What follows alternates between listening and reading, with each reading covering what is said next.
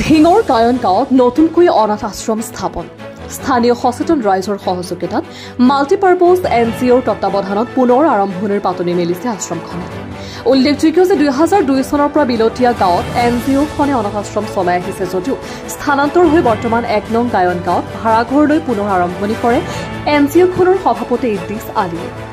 আজি সদস্যসকলে জানিব দিয়া মতে সভাপতি ইদ্ৰিছ আলী আৰু ৰফুল আমিনক সম্পাদক হিচাপে লৈ 31জনীয়া কমিটিখন গঠন কৰে আৰু কাৰ্যকৰী কমিটিত 7জনীয়া সদস্য উল্লেখ থাকে।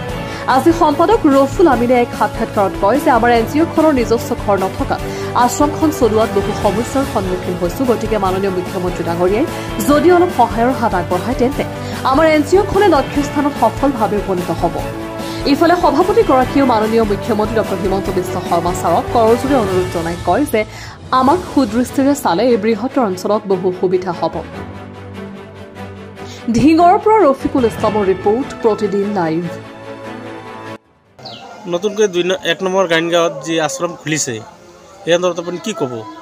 মানে আমাৰ আগতে 1 নং বিলতীয়া গাঁৱত আমাৰ অনাথ আশ্ৰম আছিল আৰু লগতে বিকলাংগ অনাশ্ৰম আছিল।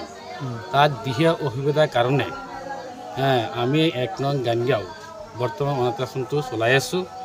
আৰু আমি অনাথ আশ্ৰমৰ কাৰণে আমাৰ যিহেতু ঘৰ নাই, বৰ্তমান ভাড়া ঘৰত চলি আছে, চলাৰ কাৰণে আমি অসমৰ মুখ্যমন্ত্ৰী হিমন্ত ডাঙৰীয়াক মই অনুৰোধ জনাইছোঁ যাতে চৰকাৰৰ তৰফৰ পৰা আমাক অলপ সহায় কৰে আৰু দান বৰণি কৰি ৰাইজৰ আগত যাতে সহযোগ কৰে বুলি মই তেখেতক অনুৰোধ জনাইছোঁ। 1 নম্বৰ গায়ন গাঁৱত যিটো আপুনি আশ্ৰম খুলিছে, এতিয়া এই 1 নম্বৰ গায়ন গাঁৱৰ ৰাইজে আপোনাক সহযোগ কৰে নে নাই? নকৰে এইটো আশ্ৰমত? কৰে। সেইকাৰণেতো আজিৰ মিটিং মাতিছোঁ। ৰাইজে আমাক কৈছে যে তহঁতে চলাই যা, কি হয় নহয় মই চাম আৰু যিখিনি সহায় কৰিব লাগে আমি এইখিনি কৰিম। ৰাইজ আমাৰ লগত বৰ্তমান উপস্থিত আছে। এতিয়া চৰকাৰৰ ওচৰত মোৰ অনুৰোধ জনাইছোঁ হিমন্ত বিশ্ব শৰ্মা ডাঙৰীয়াক যাতে মোক অলপ সহায় কৰে, মই অনাথ আশ্ৰমখন 1 নং গায়ন গাঁৱত যাতে স্থাপিত কৰিব পাৰোঁ, সেইকাৰণে মই অনুৰোধ ৰাখিছোঁ হিমন্ত বিশ্ব শৰ্মা ডাঙৰীয়াক। গতিকে মোৰ ইমানেই কথা, আৰু বেছি কি ক'ম, বহুত ক'বলগীয়া আছিলে কিন্তু ক'বলৈ মোৰ সাধ্য নাই। বহুত কষ্ট কৰি মই অনাথ আশ্ৰমখন ঠিক কৰি ৰাখিছোঁ।